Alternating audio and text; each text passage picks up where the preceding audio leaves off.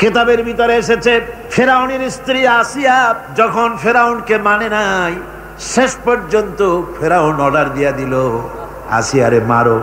মারার জন্য তক্তার ভিতরে হাজার হাজার প্যারাক মারো। তক্তায় প্যারাক মারা হলো, তক্তা তারে উল্টায় দিল, প্যারাক গুলো খাড়া হয়ে গেল। প্যারাক বোঝেন কিনা? প্যারাক বোঝেন? প্যারাক গুলো খাড়া হয়ে গেল। ফেরাউন বলল এর উপরে আসিয়াকে ফুট করে শোয়াই দাও, এরপরে চতুর্দিক থেকে পিটাইতে থাকো, যতক্ষণ পর্যন্ত আমার উপরে ইমান না আনে মারতেই থাকো। প্যারাকের উপরে নারী দেহ আসিয়াকে শোয়াই দেওয়া হলো, আর চতুর্দিক দিয়ে মাপ আঘাত করা হচ্ছে। লোহাগুলি শরীরের ভিতরে ঢুকে যাচ্ছে, শত শত লোহা শরীরের ভিতরে ঢুকে যাচ্ছে। এমত অবস্থায় আল্লাহ রব্বুল আলামিন ডেকে বলেন ফেরেশতারে, ও আমার ফেরেশতারা, আমার আসমানের সব দরজাগুলি খুলে দাও। আমার আসিয়া মৃত্যুর আগে, প্রাণ বেরিয়ে যাওয়ার আগে আমার জান্নাতটা দেখে যেন প্রাণটা বেরিয়ে যায়। আল্লাহর এই রাস্তায় মানুষ জীবন দিতে কুণ্ঠাবোধ করে না। যদি ঈমান বিল্লাহ, আল্লাহর প্রতি ঈমান মজবুত হয়ে যায়, তার জীবনের মোটেও পরোয়া হয় না। জীবন দিয়েছেন আল্লাহ, এই জীবন দিব, কাকে ফিরায় দেব? এই জন্য আল্লাহ পাক বলেছেন, ইন্নাল্লাহা আশতারা মিনাল মুমিনিনা আনফুসাহুম ওয়া আমওয়ালাহুম বিআন্না লাহুমুল জান্নাহ। আমি আমার মুমিনের জান এবং মাল সবটা খরিদ করে নিয়েছি, বিনিময়ে মুমিনকে আমার বেহেশত দিয়ে দিয়েছি। তোমার জানটাও আমার, মালটাও আল্লাহ। সুতরাং জান মাল তো আমার রাস্তায় জান দাও, মাল দাও। মুমিনের এই শক্তি বাড়ে, মুমিনের ভিতরে এই ঈমান সৃষ্টি হয়। আল্লাহর প্রতি ঈমানের কারণে নির্ভীক সে বীর হয়ে যায়। তার ধারণা এটা হয়, ঈমানের ব্যাপারে মজবুত হয় যে পৃথিবীর সমস্ত শক্তি একত্রিত হয়ে যদি আমাকে চেষ্টা করে, আমার এক গাছা পশম বাঁকা করতে পারবে না যদি না আল্লাহর হুকুম না থাকে। সুবহানাল্লাহ। কোরআনে কারিমে রব্বুল আলামিন বলেন, ওয়া মা হুম বিদাররিনা বিহি মিন আহাদিন ইল্লা বিইজনিল্লাহ।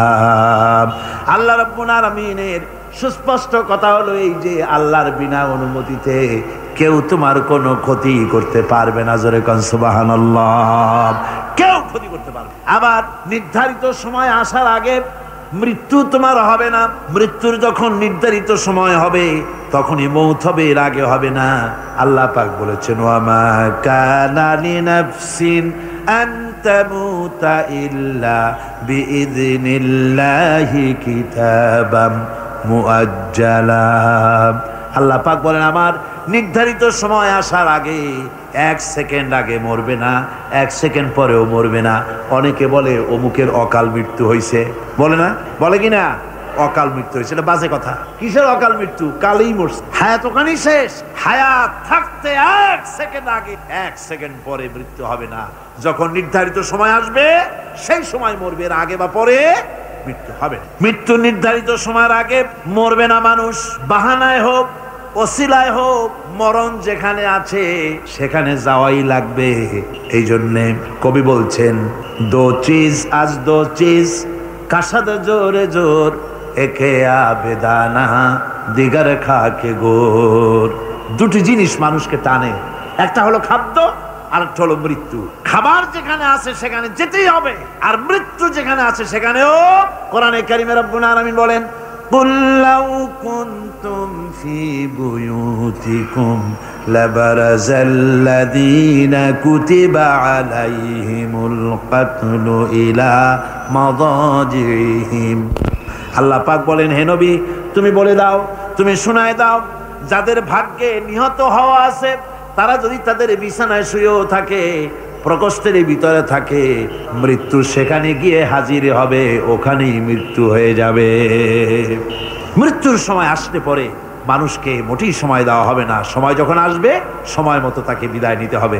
সুতরাং ঈমান, আল্লাহর প্রতি ঈমান আনলে পরে মানুষের ভিতরে নির্ভীকতার সৃষ্টি হয়। সে কাউকে পরোয়া করে না আল্লাহ ছাড়া। চিল্লায় কর সুবহানাল্লাহ। আরো জোরে বলেন সুবহানাল্লাহ।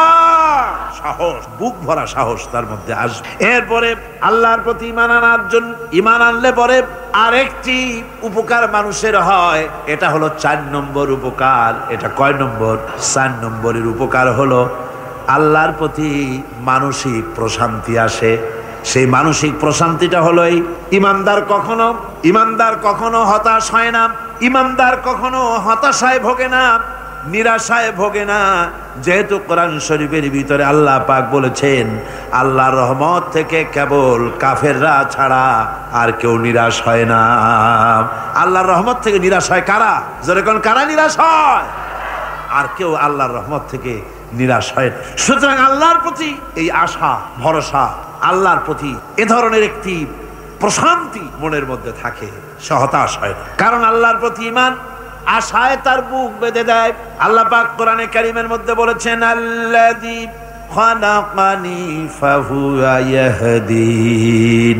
আল্লাহ ইব্রাহিম আলাইহিস সালামের মুখ দিয়ে কথা বলাছেন। আল্লাহ হচ্ছেন তিনি যিনি আমাকে সৃষ্টি করেছেন আর আমার হেদায়েতের রাস্তাও তিনি দেখিয়ে দিয়েছেন।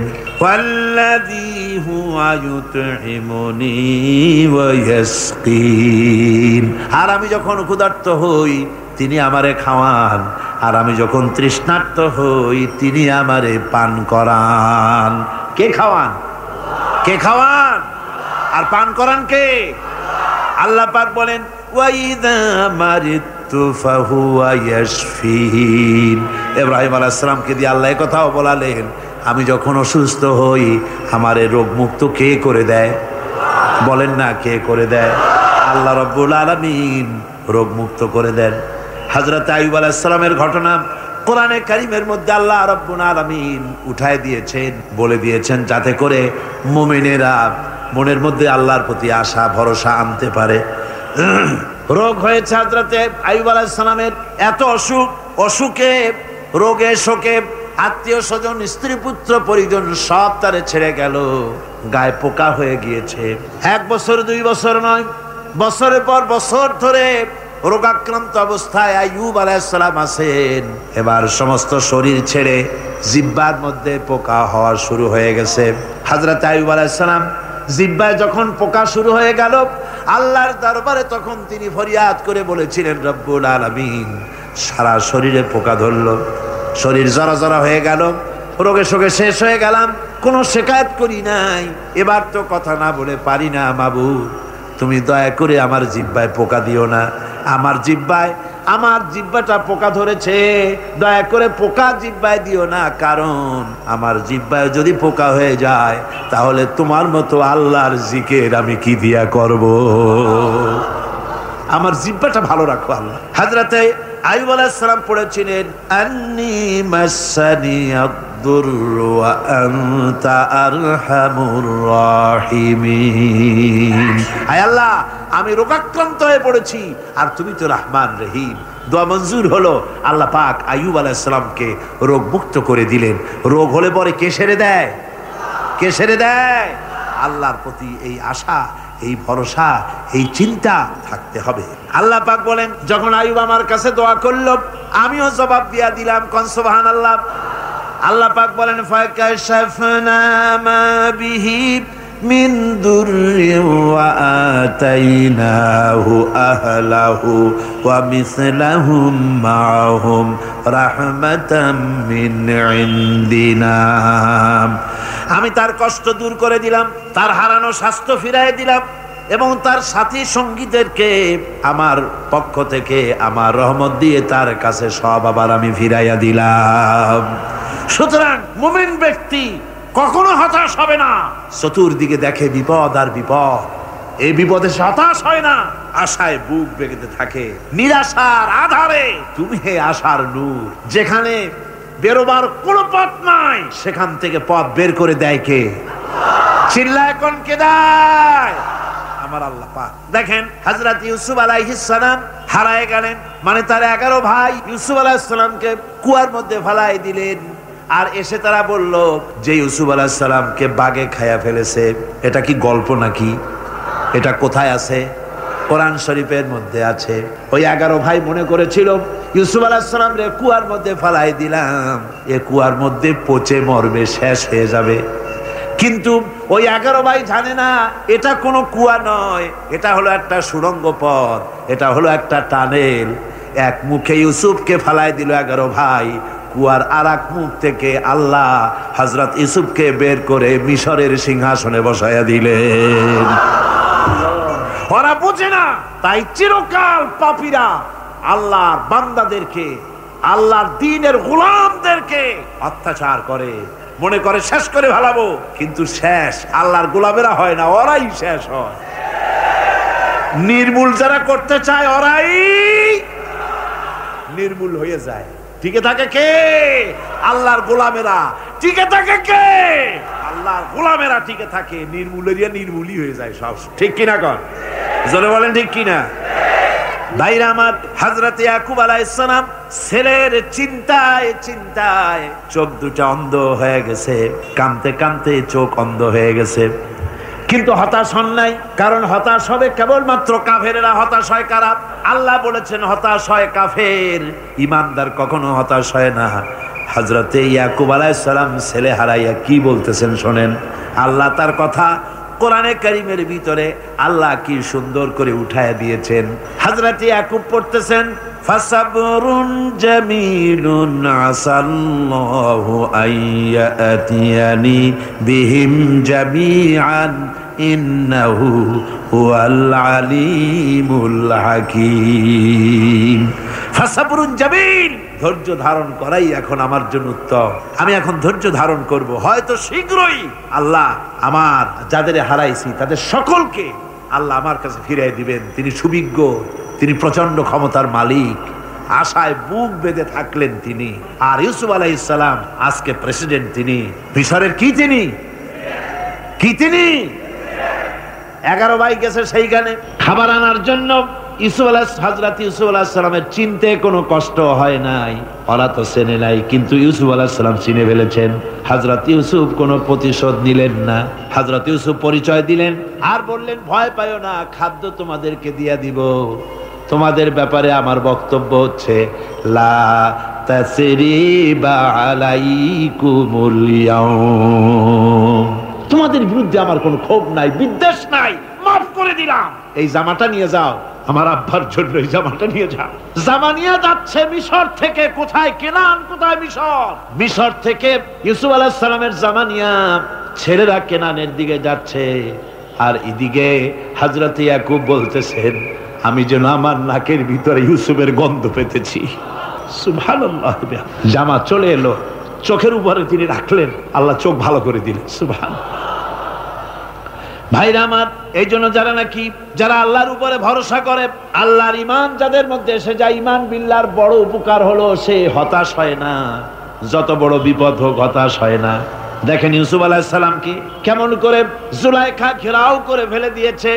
দরজা বন্ধ, তালা বন্ধ, জানালা বন্ধ, সিটকানি মারা, খিল মারা, তালা দেওয়া, বেরোবার কোনো পথ নাই। চতুর্দিকে নগ্ন চিত্র। এবার জুলাইখার প্রবৃত্তিকে চরিতার্থ করতে হবে, খারাপ কাজ করতে হবে, বেরোবার পথ নাই। হযরত ইউসুফ আলাইহিস সালাম তিনি জানেন দরজা সব বন্ধ, পালাবার পথ নাই।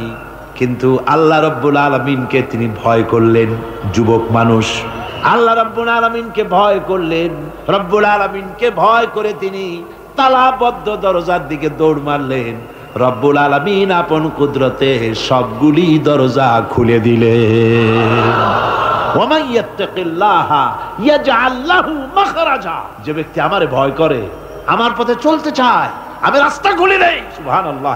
সুতরাং ইমানে বুক বাঁধো, জওয়ানেরা, তরুণেরা, হতাশ হওয়ার কোনো কারণ নাই, আশায় বুক বেঁধে থাকো। আপনারা বলেন, এই পৃথিবীতে ইউনূস আলাইহিস সালাম যে বিপদে পড়ছিলেন, এর চাইতে বড় বিপদ পৃথিবীতে কিছু হতে পারে? আপনাদের চিন্তায় বুঝি পারে? এই দিকের লোকেরা কথাই কয় না উঠে। কি বলেন, পারে? এত বড় বিপদ চিন্তাও করা যায়। কোরআনে কারীমের মধ্যে আল্লাহ রাব্বুল আলামিন বলেন, ওয়াযান্নুন ইয যাহাবা মুগাদিবান ফাযান্না আন লান নাকদিরা আলাইহি। ইউনূস আলাইহিস সালামকে যখন মাছে গিলে ফেলে দিল, মাছ এবার পানির অতল তলদেশে চলে গেছে। মাছের পেটের ভিতরে দরজা নাই, জানালা নাই। ছিদ্র নাই, পালাবার কোনো পথ নাই। আছে আছে। ফানাদা ফিল যুলুমাতি আন লা ইলাহা ইল্লা আনতা সুবহানাকা ইন্নী কুনতু মিনাজ জালিমিন। জানেন নাই দোয়া? পড়েন সবাই। লা ইলাহা ইল্লা আনতা সুবহানাকা ইন্নী কুনতু মিনাজ জালিমিন। আয় আল্লাহ, তোমার পবিত্রতা ঘোষণা করতেছি, তুমি ছাড়া কেউ নাই, আমার তো আর বাঁচার উপায় নাই, আমি আমার উপরে জুলুম করেছি, আর তোমার পবিত্রতা ঘোষণা করতেছি। জিকির করতেছেন তিনি মাছের পেটের মধ্যে বসে।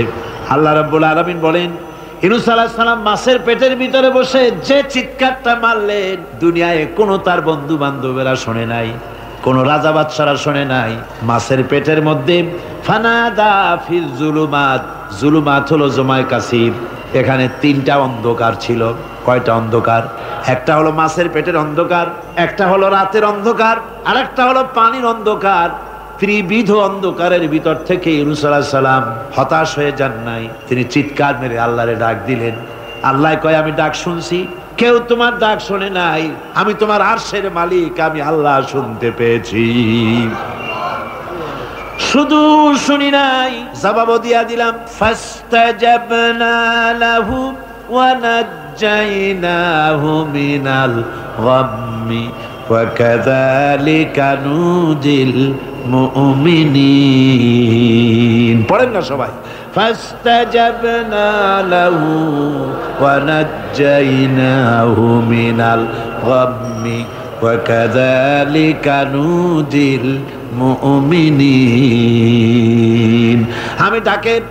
আমি আল্লাহ পাক বলেন, আমি ইউনূসের ডাক শুনলাম, ডাকের জবাব দিয়া দিলাম, আর মাছের পেটের ভিতরে বেদনার সৃষ্টি করে দিলাম। মাছ এবার ভেসে উঠলো।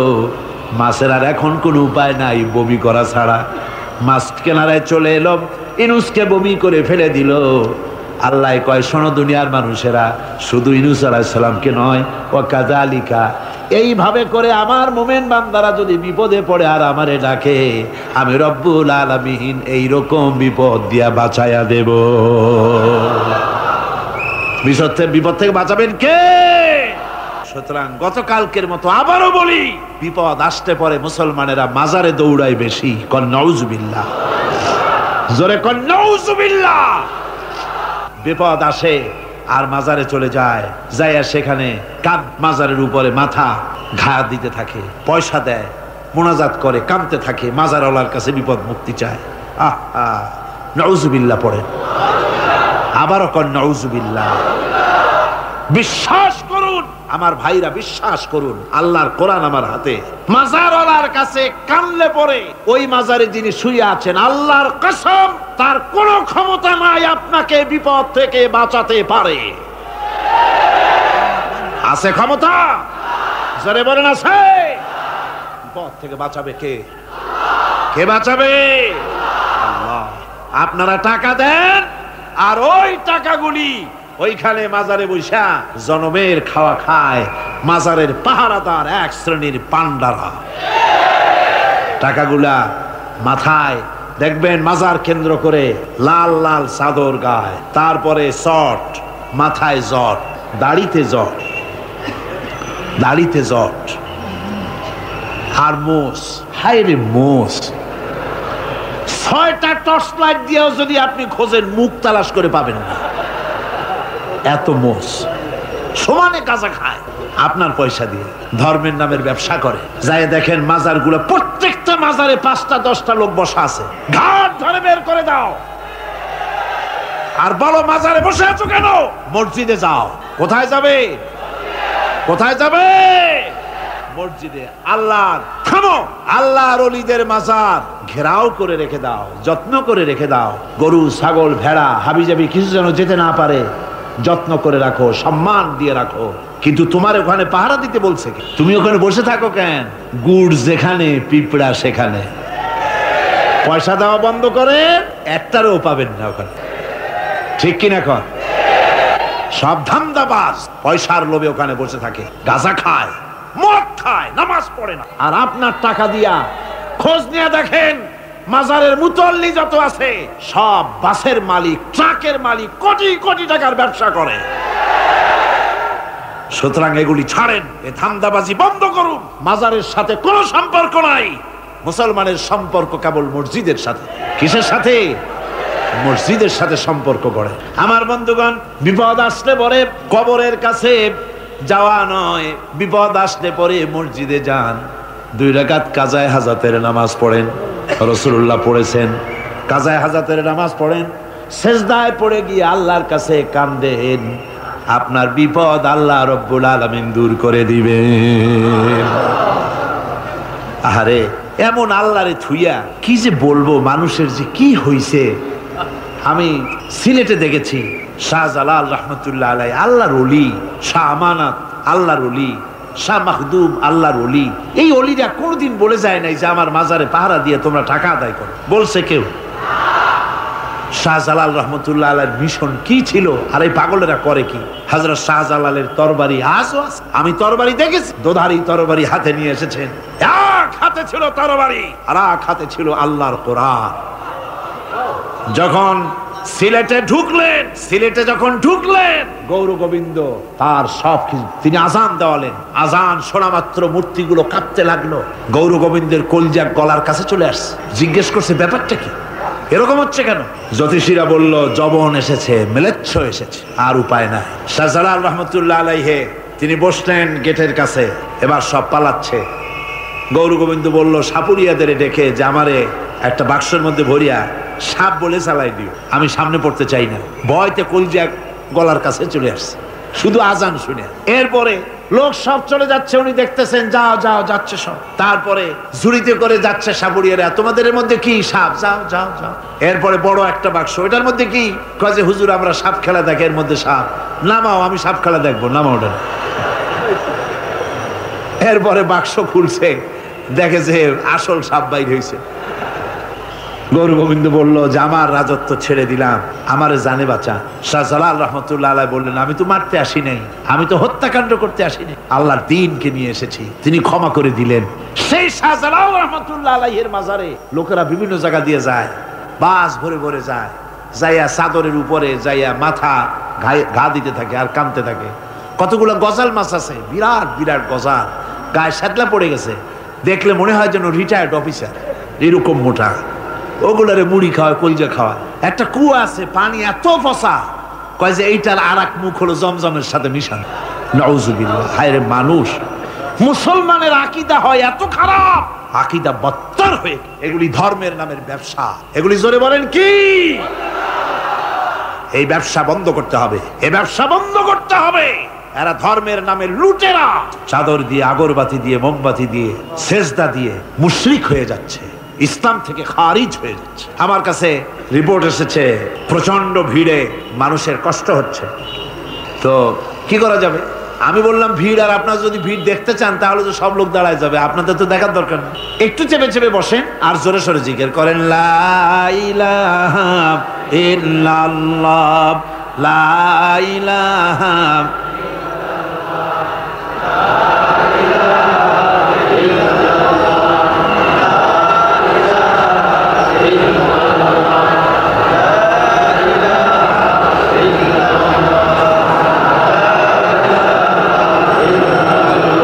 কিন্তু বসেই এগোতে পারতেন, দাঁড়ালে পরে ডিস্টার্ব হয়, হাঁটলে পরে ডিস্টার্ব হয়। নিজের কপালটারে খারাপ করেন না। এত সুন্দর আল্লাহর কথা শোনা থেকে নিজেকে মাহরুম করতে চেষ্টা করেন না। নিজেও শোনেন, অপরকেও শুনতে দেন।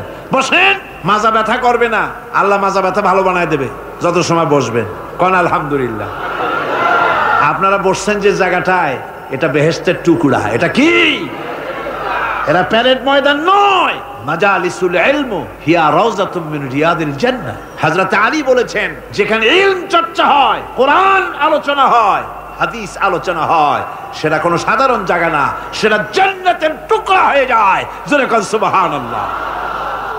কাজী বেহেশত থেকে শয়তানের জন্য বাইর করিয়া না দেয়, সতর্ক থাকেন। শয়তান কি চায় যে আপনি সারাক্ষণ শোনেন? কি কোন চায়? চায় না। শয়তানের খপ্পরে পড়েন, বসেন আর শোনেন। ইমানদার যখন বিপদে জর্জরিত হতে থাকে, তখন সে ভেঙে পড়ে না। তখন অন্ধকারের বিপদের অন্ধকার বিদীর্ণ করে আলোর এক প্রভা তার চোখের সামনে উদ্ভাসিত হয়ে ওঠে। সেটা কি? সেটা হলো আল্লাহ রাব্বুল আলামিনের বাণী, ফাইন্না মাআল উসরি ইউসরান ইন্না মাআল উসরি ইউসরা। আল্লাহ পাক বলেন, জেনে রাখো, দুঃখ এবং কষ্টের সাথে রয়েছে সুযোগ আর সুবিধা, আর অসচ্ছলতার সাথে রয়েছে উদার সচ্ছলতা। জোরে কোন সুবহানাল্লাহ। কাজে ভয় পাওয়ার কারণ নাই, হতাশ হওয়ার কারণ নাই। মন আশায় বুক বেঁধে রাখো। গুনাহ করেছো, হতাশ হয়ো না। যুবকদের গুনাহ করা স্বাভাবিক। ইউনিভার্সিটির ছাত্র, কলেজের ছাত্র, প্রফেসর, শিক্ষক, অফিসার ঘুষ খেয়েছেন, জিনা করা হয়েছে, মদ খাওয়া হয়েছে, মিথ্যা কথা বলা হয়েছে, যাই কিছু করেন না কেন ভয় পাওয়ার কারণ নাই, নিরাশ হওয়ার কোনো দরকার নাই। আল্লাহ পাক ডেকে বলেছেন, কুল ইয়া ইবাদিয়াল্লাযীনা আসরাফু আলা আনফুসিহিম লা তাকনাতু মির রাহমাতিল্লাহ। আরে আমার আল্লাহর মতো এত ভালো আর কেউ আছে? এত দরদ আর কারো আছে? আমার আল্লাহ বলেন, ও নবী, আপনি শোনায় দেন, হে আল্লাহর বান্দারা, তোমরা যারা নিজেদের উপরে বাড়াবাড়ি করেছো, নিজেদের উপরে জুলুম করেছো, অত্যাচার করেছো, আমি আল্লাহর রহমত থেকে নিরাশ হয়ে যেও না। মানুষ যদি অপরাধ করে, বাপের সাথে অপরাধ করেছে, মায়ের সাথে অপরাধ করেছে, মা বাবা সন্তানের চাইতে এত বড় কল্যাণকামী তো আর কেউ নাই, কিন্তু মা বাবা কোনোদিন বলে না, আয় আমার ছেলে তোরে মাফ করে দেই, এরকম বলে নাকি? মন চায় ছেলে যদি মাফ চাইতো, খুশি হয়ে মাফ করে দিতাম, কিন্তু কেন যে আসে না, ডাকে না যে আয় মাফ করে দেই। মা বাপ আপনাকে এত ভালোবাসে, সেই মা বাপও আপনাকে বলে না যে আয় মাফ করে দেই। আমার আল্লাহ হচ্ছেন এমন আল্লাহ, আল্লাহ রাব্বুল আলামিন ডাকেন, এ বান্দা, খুন করেছিস ফিরে আয়, জিনা করেছিস ফিরে আয়, হত্যা করেছিস ফিরে আয়, চুরি করেছিস ফিরে আয়, কুফরি করেছিস ফিরে আয়, সুদ খেয়েছিস, ঘুষ খেয়েছিস, মদ খেয়েছিস ফিরে আয়। এসে আমার দরবারে চোখের পানি ফেল, আমার দরবারে কাঁদাকাটি কর। ইন্নাল্লাহা ইয়াগফিরুয যুনুবা জামিআ ইন্নাহু হুয়াল গফুরুর রহিম। আমার দরবারে চোখের পানি ফেলে কাঁদ, আমি রব্বুল আলামিন জিন্দেগীর গুনাহ মাফ করে দেব। সুবহানাল্লাহ কোন, সুবহানাল্লাহ কোন। আমার কাছে কান, চোখের পানি ফেল। আল্লাহ রাব্বুল আলামিনের কাছে বান্দার দুইটা ফোঁটা বেশি প্রিয়। একটা হলো জিহাদের ময়দানে যে রক্ত ফোঁটা দেওয়া হয়, এটা আল্লাহর কাছে প্রিয়। আর আল্লাহর ভয়তে গুনার জন্য লজ্জা করে, অনুশোচনা করে বান্দা যখন চোখের পানি ছেড়ে দেয়, আল্লাহর কাছে এটা অত্যন্ত প্রিয়।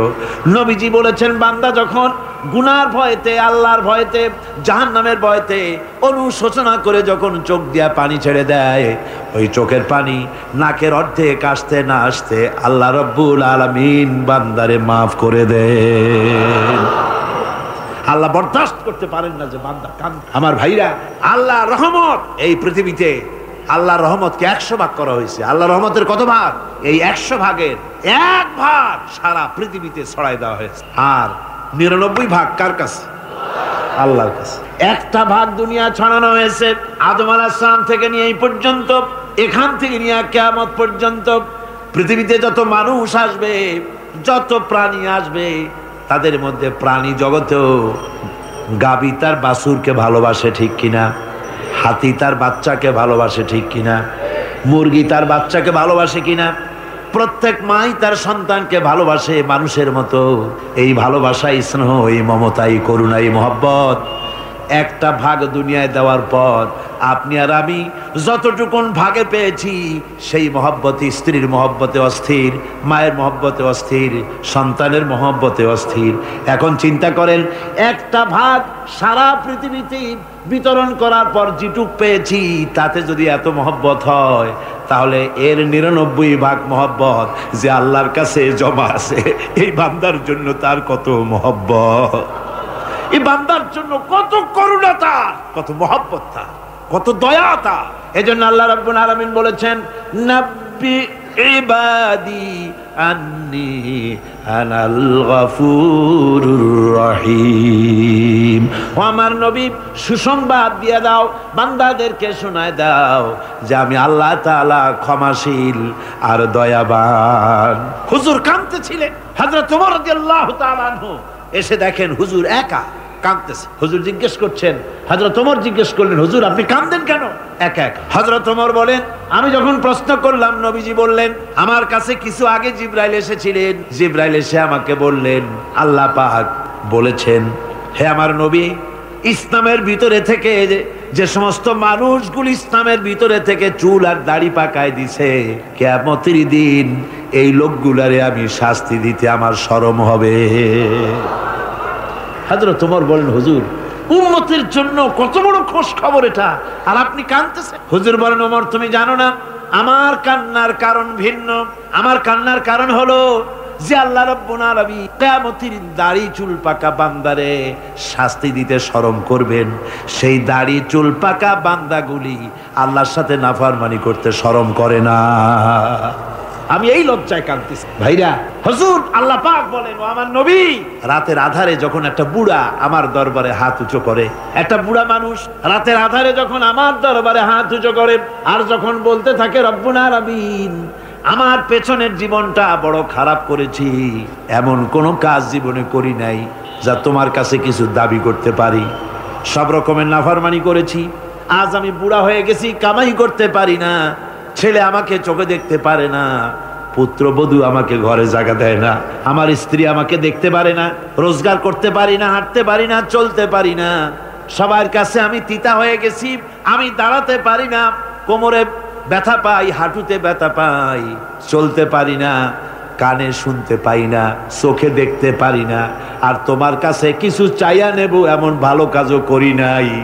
এইভাবে যখন বান্দা কাঁদতে থাকে আমার দরবারে, ও আমার হাবিব আমার রহমতের দরিয়ায় জোশ মেরে যায়, আমার শরম হয় এই বুড়াটারে কেমনে খালি হাতে ফিরাইয়া দেই। সুবহানাল্লাহ, সুবহানাল্লাহ। আমার আল্লাহর এত দয়া, আমার আল্লাহর এত মায়া, এত মহব্বত। আমার আল্লাহ রাব্বুল আলামিন বলেন, ওয়াইযা সালাকা ইবাদি আন্নী ফাইন্নী করিব। ও আমার হাবিব, আমার বান্দা আমার ব্যাপারে প্রশ্ন করে, আমি বান্দার একদম নিকটে। কোরআন শরীফের ভিতরে যত জায়গায় রাসূলকে বলা হয়েছে সুয়ালের কথা, আপনাকে প্রশ্ন করা হয়, আল্লাহ তার জবাব কুল এই কথা বলে জবাব দিয়েছেন। যত জায়গায় সুয়াল এসেছে, যেমন কোরআনে কারীমের মধ্যে আল্লাহ পাক বলেন, ওয়ায়াসআলুনাকা আনিল মাহিদ, মেয়েদের হায়েজ সম্পর্কে জিজ্ঞাসা করা হয়, কুল হিয়া আযা, হে নবী আপনি বলুন। এভাবে করে কুল দিয়ে জবাব দেওয়া হয়। আবার প্রশ্ন করা হচ্ছে, ওয়ায়াসআলুনাকা আনিল আনফাল, এই গনিমতের মাল সম্পর্কে হুজুর আপনাকে, হে নবী আপনাকে প্রশ্ন করা হয়। আল্লাহ কুল দিয়া জবাব দিলেন। আল্লাহ বলেন আপনি বলেন, ওয়ায়াসআলুনাকা আনিল খামরি ওয়াল মাইসির, আল্লাহ পাক বলেন নবী আপনারে প্রশ্ন করা হয়, কুল ফিহিমা ইসমুন কাবীর, আল্লাহ কুল দিয়া বললেন তুমি বলো। আবার বলা হলো, ওয়ায়াসআলুনাকা আনিল আহিল্লা কুল হিয়া মাওয়াকিতু লিন্নাস, ও নবী আপনাকে প্রশ্ন করা হয় চাঁদের ক্রমবর্ধমান এবং ক্রমহ্রাস, এই যে বাড়ে আর কমে, পূর্ণিমা হয় অমাবস্যা হয়, কেন হয় আপনি বলুন। কুল আপনি বলেন, এটা আমি অর্থ এবং সময়, বছর আর দিন গণনা করার জন্য পৃথিবীবাসীদের জন্য বিনা পয়সায় একটা ক্যালেন্ডার বানাইয়া আকাশে ঝুলাই রেখেছি। এভাবে যত জায়গায় এসেছে আপনাকে প্রশ্ন করা হয়, তত জায়গায় আল্লাহ জবাব দিয়েছেন কুল আপনি বলেন। গোটা কোরআন শরীফের ভিতরে এই একটি মাত্র জায়গা যেখানে বলা হয়েছে আপনাকে প্রশ্ন করা হয়, আল্লাহ এখানে বলতে পারতেন কুল আপনি বলেন, আল্লাহ তোমাদের নিকটবর্তী, এভাবে জবাব হয় নাই। এটা কায়দাটা হলো এই, আল্লাহ বলতেছেন, ওয়াইজা সালাকা ইবাদি, ও আমার নবী প্রশ্ন তো আমার বান্দারা আমার ব্যাপারে করেছে, এবার আপনার জবাবের কোনো দরকার নাই, প্রশ্ন আমার ব্যাপারে আমি নিজে জবাব দিয়ে দেই, ফাইন্নী করিব, ও বান্দা আমার ব্যাপারে প্রশ্ন করেছিস, জবাব আমি দেই, আমি তোর সবচাইতে বেশি নিকটে। সুবহানাল্লাহ। কত নিকটে? ওয়া নাহনু আকরাবু ইলাইহি মিন হাবলিল ওয়ারিদ। তোর যেই রগ, এই শাহরগের চাইতেও আমি তোর বেশি কাছে। সুবহানাল্লাহ। আমারে ডাক, আমারে ডাক, কলিজা দিয়া ডাক, অন্তর দিয়ে ডাক। মনের থেকে মানুষ যদি ডাকে, মুখের ডাক আর মনের ডাক এক জিনিস নয়। দিল সে জুবাত নিকলতি হ্যায়, আসর রখতি হ্যায়, पर नहीं मगर ताकते परवाज रखती है। দিল থেকে যে কথা বেরোয় তা প্রভাব বিস্তার করে, ডানা নাই কিন্তু ওড়ার ক্ষমতা রাখে। মনের কথাই ভিন্ন। মন থেকে, দিল থেকে, কলিজা থেকে, অন্তরের গভীর কন্দর থেকে মোহাব্বতের সাথে কেউ যদি একবার বলে আল্লাহ, বলেন আল্লাহ, আল্লাহ, আল্লাহ। আল্লাহ রাব্বুল আলামিন বলেন, অন্তরের অন্তঃস্থল থেকে একটি বার যদি বান্দা বলেন আল্লাহ, আল্লাহ বলেন 70 বার সাড়া দিয়া জিজ্ঞেস করি, বান্দা কি চাও, আমি তোমার কাছে আসি। সুবহানাল্লাহ। আমি তোর একদম কাছে, কি চাস বল, বল আমার। এমন দয়াবান, এমন মেহেরবান, এমন আল্লাহ আমাদের। সে আল্লাহ রাব্বুল আলামিন, তিনি বলছেন ওয়াকালা রাব্বুকুম উদউনি আস্তাজিব লাকুম। তোমাদের রব বলেছেন আমারে ডাকো, আমি আল্লাহ ডাকের সাড়া দিয়া দেব। সুবহানাল্লাহ। কারে ডাকতে হবে? কারে ডাকতে হবে? এই বিশাল জনসমুদ্র একযোগে চিল্লা এখন কারে ডাকতে হবে? কোন পীর সাহেবকে নয়, আল্লাহর কসম কোন খাজা বাবাকে নয়, ডাকতে হবে কারে? চিল্লা এখন কারে? ওয়াকালা রাব্বুকুম উদউনি। তোমার রব তোমাকে বলতেছে আমারে ডাকো, আস্তাজিব লাকুম, আমারে ডাকবে আমি সাড়া দিয়ে দেব। সুবহানাল্লাহ। আল্লাহকে ডাকেন। কি চাই আপনার বলেন, কি চাই? আল্লাহর কাছে চান, আল্লাহ দিয়ে দিবেন। দেওয়ার জায়গা আল্লাহর কাছে চাইবেন, আল্লাহ দিবেন। দেওয়ার জায়গা, চাওয়ার জায়গা হলো সেজদায় পড়ে যাবেন। আমার ভাইয়েরা, জায়গাটা চিনায় দিলাম। মাজারে যাওয়া লাগবে না, কবরে যাওয়া লাগবে না। 2 রাকাত নামাজ পড়ে সেজদায় পড়ে গিয়া যত বিপদ আছে, মুসিবত আছে, সেজদার মধ্যে চোখের পানি ছেড়ে দেন আর কেন্দে কেন্দে জীবনের কথা বলেন। আল্লাহ রাব্বুল আলামিন আপনার আওয়াজ শুনবেন আর দোয়া কবুল করে নিবেন। কাঁদতে হবে আল্লাহর কাছে। কার কাছে? আল্লাহ। সুম্মা ইস্তাগফিরুল্লাহ। আর এরপরে সে যদি আমি আল্লাহর কাছে ক্ষমা চাই, ইয়াজিদিল্লাহ গফুরার রহিমা, সে আমি আল্লাহকে গফুর এবং রহিম হিসাবে পাবে। সুবহানাল্লাহ। আল্লাহকে গফুর এবং রহিম হিসাবে পাওয়া যাবে। সব আল্লাহকে বলতে হবে, গুনাহ মাফ চাইতে হবে। এই জন্য হুজুর সাল্লাল্লাহু আলাইহি ওয়াসাল্লাম দৈনিক 100 বার তওবা পড়তেন। কোন হাদিসে আছে 70 বার, কোন হাদিসে আছে 100 বার তওবা পড়তেন। নামাজের পরে তো প্রত্যেক নামাজেই পড়তেন হুজুর। সালাম ফিরাতেন আর সাথে সাথে বলতেন আল্লাহু আকবার, আস্তাগফিরুল্লাহ, আস্তাগফিরুল্লাহ, আস্তাগফিরুল্লাহ। মনে থাকবে আপনাদের? মনে থাকবে? সালাম ফিরাইয়া কি বলবেন? না, সালাম ফিরাবার সাথে সাথে বলবেন আল্লাহু আকবার, তারপরে পড়বেন আস্তাগফিরুল্লাহ, আস্তাগফিরুল্লাহ, আস্তাগফিরুল্লাহ। তওবা পড়বেন। আল্লাহর কাছে সবসময় গুনাহ মাফ চাইতে থাকবেন, বিনীত থাকবেন। আল্লাহকে পাওয়া যাবে, তাকে রহিম হিসাবে পাওয়া যাবে। সুতরাং ঈমান বিল্লাহ, আল্লাহর প্রতি ঈমান আনলে পরে 4 নম্বরের যে উপকারটা হবে সেটা হলো হতাশায় ভুগবে না, নিরাশায় ভুগবে না, আশায় বুক বেঁধে উঠবে। ঈমান মজবুত হবে, আল্লাহর কাছে মানুষ বিনয়ী হয়ে যাবে। এবার 5 নম্বরের উপকার আমি বলছিলাম, ঈমান বিল্লাহ, আল্লাহর প্রতি ঈমান আনলে পরে অসংখ্য উপকার হয়, অসংখ্য বৈশিষ্ট্য আছে। এর 6টা উপকারের কথা আমি বলবো। কয়টা? অসংখ্য উপকারের ভিতরে প্রধান 6টি উপকারের কথা বলবো। এর বললাম কয়টা? 4টে বলেছি। এবার বলো 5ম উপকারের কথা। আল্লাহর প্রতি আপনি পূর্ব পশ্চিমে কতবার মুখ ঘোরালেন, এটাই কিন্তু আপনার আসল সৎ কাজ নয়। আসল সৎ কাজ হলো আল্লাহর প্রতি ঈমান আনা। এই ঈমানের ব্যাপারে 3টা দিন আমরা পার করে দিলাম, এখনো কথা শেষ হয় নাই। আল্লাহর প্রতি ঈমান আনলে পরে যে উপকারটা হবে 5ম নম্বরে, সেটা হলো কঠোর এবং কঠিন বিপদের ভিতরে, বান্দার ভিতরে অবিচলতা এবং ধৈর্যেও সৃষ্টি হয়ে যাবে। আলহামদুলিল্লাহ। কঠিন বিপদ মুসিবত আসলে পরে সে অবিচল থাকবে। সারা দুনিয়ার বিপদ আপদ, শত্রুতা, দুঃখ, কষ্ট, মুসিবত, জুলুম, নির্যাতন সবকিছু পাহাড়ের মতো উঁচু হয়ে তাকে ঘিরে ফেলবে, কিন্তু তাকে এক চুলও নাড়াতে পারবে না। আলহামদুলিল্লাহ। সারা পৃথিবী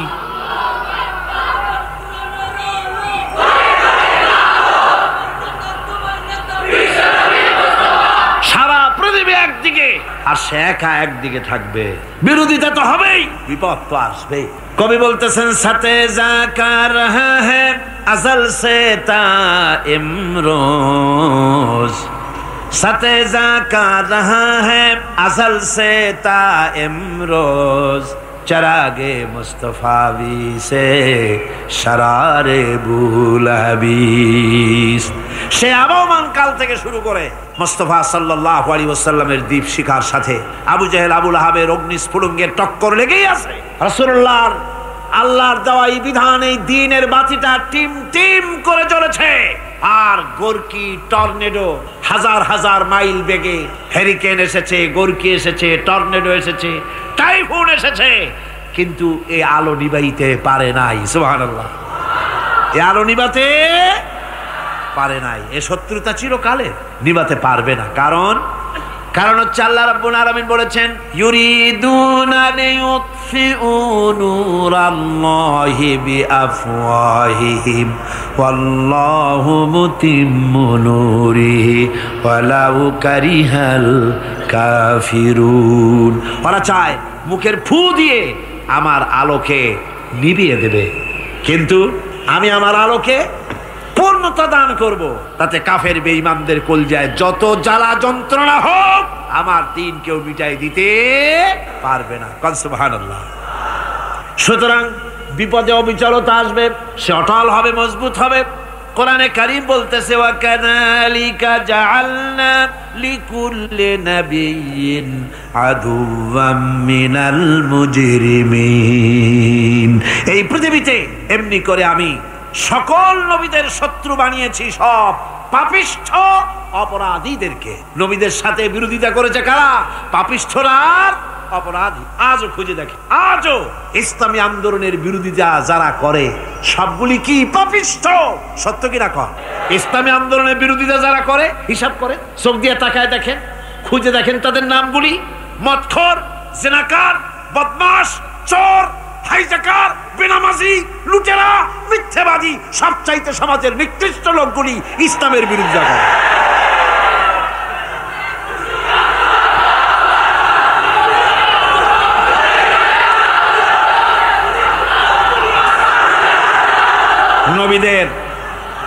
নবীদের শত্রু আল্লাহ বলেন সব যুগে নবীদের সাথে শত্রুতা করেছে পাপিষ্ঠরা। আল্লাহর কথা, কার কথা? সকল যুগে নবীদের সাথে শত্রুতা করেছে পাপিষ্ঠরা, নিকৃষ্ট ধরনের অপরাধীরা। সুতরাং নবী রাসূলদের অবস্থা যখন এই, তখন দ্বীনের দাওয়াত যারাই দেবে তাদের কিসমত এরকম হবেই।